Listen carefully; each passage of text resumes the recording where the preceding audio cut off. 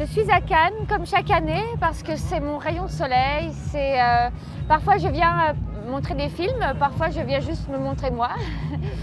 Et parfois on vient chercher aussi des financements avec un ami réalisateur pour monter un film. Donc voilà, c'est l'occasion aussi de faire des rencontres, de savoir ce qui se passe à Paris. Cette fois-ci j'avais une robe Zouer Mourad qui était magnifique, toute transparente. Et j'ai surtout aimé le film en fait après. La montée c'est pas tellement important en fait. On fait des photos, j'ai pas spécialement changé de tête depuis l'année dernière. Mais je suis très contente parce que le film était réussi et c'est super. Quand on choisit une robe pour le Festival de Cannes, il faut prévoir à peu près 5 plans. A, B, C, D, E.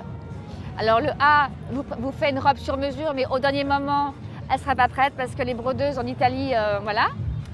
La B, ils ont fait une robe sur mesure, mais ils ont oublié d'emmener. La A, B, C. La C, voilà. La C, ils n'ont pas forcément le modèle que vous voulez, etc. Et j'ai fini par appeler Zouer Mourad qui m'a sauvé la vie. Et j'ai trouvé des robes, plusieurs robes magnifiques. J'en ai une autre que je porterai éventuellement pour une seconde montée si je trouve un film sympathique à voir. Premier vrai festival de Cannes officiel. C'était avec Changement d'adresse d'Emmanuel Mouret, mon premier long métrage en rôle principal. Et on était à la caserne des réalisateurs, il y a eu un standing ovation. Moi je suis rentrée dans la salle, j'ai vu des gens qui riaient. Je me suis dit oh là là, ils se moquent, c'est horrible. J'ai dit viens, on va boire. On est monté sur le toit de l'hôtel, on a bu du whisky. Et on a descendu, les gens étaient debout à applaudir. Et en fait ils se moquaient pas, ils riaient tout simplement parce que c'était drôle. Mais vous savez, quand on fait un film, parfois on oublie que ça fait rire. Parce qu'on a tellement le texte, tout ça. On oublie l'effet que ça peut faire sur les gens. Et ça m'avait fait... voilà, je suis née à Cannes. Je pense que le fait d'avoir fait la Minute Blonde a généré certains fantasmes sexuels de la part de certains hommes.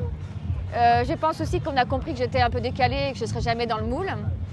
Maintenant, il y a des choses négatives du fait que j'ai vendu, entre guillemets, une certaine femme objet. Même si c'était pour la dénoncer, etc. Et du coup, aujourd'hui, j'essaie un peu de casser ça. L'idée qu'on puisse être jolie, rigolote et pas forcément débile. Super. Merci. Est-ce qu'on peut prendre un petit selfie avec? Bien sûr, bien sûr. On s'en occupe pas.